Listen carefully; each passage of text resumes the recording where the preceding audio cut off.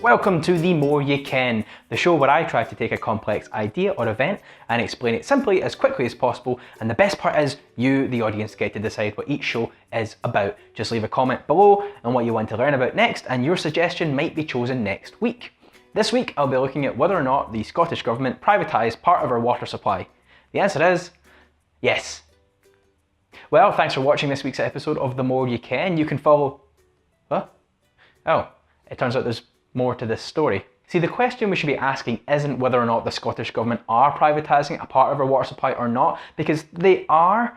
The contract that is specifically being privatised is the contract to supply water-related services to public bodies, such as schools, council offices, the NHS and so on. At the moment that is run by a group called Business Stream, a publicly owned body, but at the end of this year the contract will be moved over to Anglian Water, a private business. The definition of privatisation is the transfer of business from government or public sector to the private, so yes, by definition this is privatisation. The question is, did the Scottish Government have any choice in this?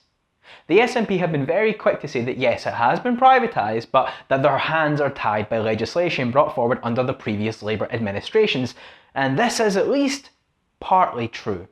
Back in 2005, the Scottish Parliament passed the Water Services Bill, something that had the support of both Labour and the SNP, with the Greens accepting that it was, unfortunately, the least bad option available. This meant that as a result of legislation brought in under Tony Blair, plus EU and global treaties, the Scottish water industry was opened up to competition, meaning that when a contract came up for renewal, it needed to go out to tender.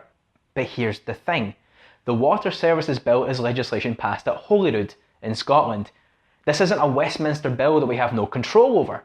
The SNP have been in power as majority government since 2011, but this bill has never been amended to remove Scottish water from the competitive market. In fact, back in February, Green MSP Alison Johnson lodged a motion at Holyrood calling for water services to remain in public hands. Only 3 Labour MSPs signed the motion, nobody from the SNP did. And that's kind of the point here. EU legislation states that these kind of services need to go out to tender if they are open to competition. Once removed from the market, there is no legal need to tender out anything. And we've already seen that happening with key services across Europe doing the same thing. The Netherlands passed legislation in 2004 to keep all water-related services in public hands. France has been bringing water back into public hands too, with Paris nationalising its water supply in 2010. It is possible. But let's say it's not. Maybe I've overlooked legislation at Westminster that prevents us from doing it ourselves, despite it being a Scotland bill, which just emphasises the independence case further, but whatever. The second big problem with what the Scottish Government have done here is that they could have given the contract back to publicly owned Business Stream. It didn't need to go to a private company. I've written tenders in the past, it's incredibly dull, but if I learned anything, it's that over and over it is emphasised that the contract will not go to the cheapest bidder, but the one who represents the greatest overall value.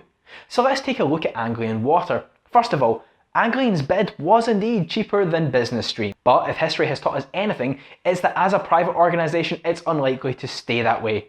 The same promises were made when the railways were originally privatised. We were promised cheaper, more efficient railways, and what did we get?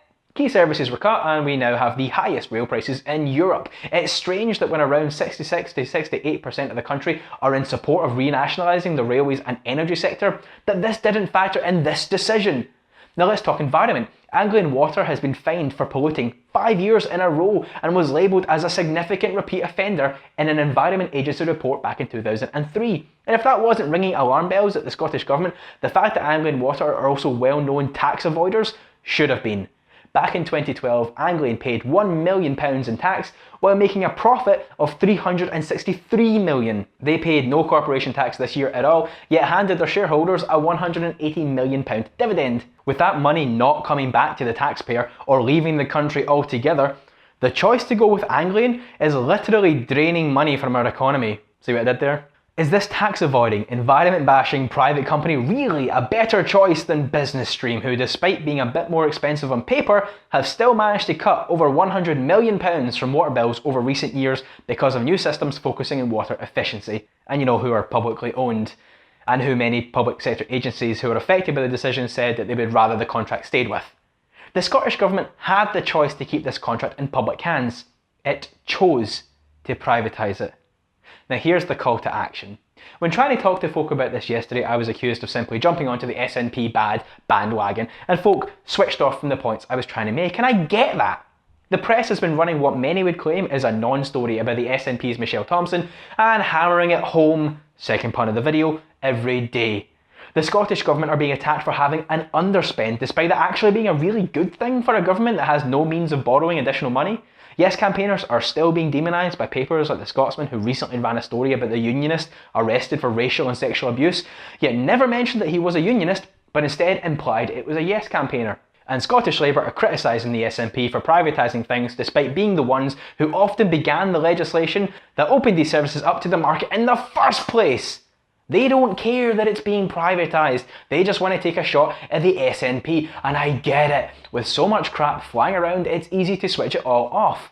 I've heard it said that people will be more open-minded to criticism against the SNP and the Scottish Government after independence, but I have to tell you that that is the first step to losing the next referendum.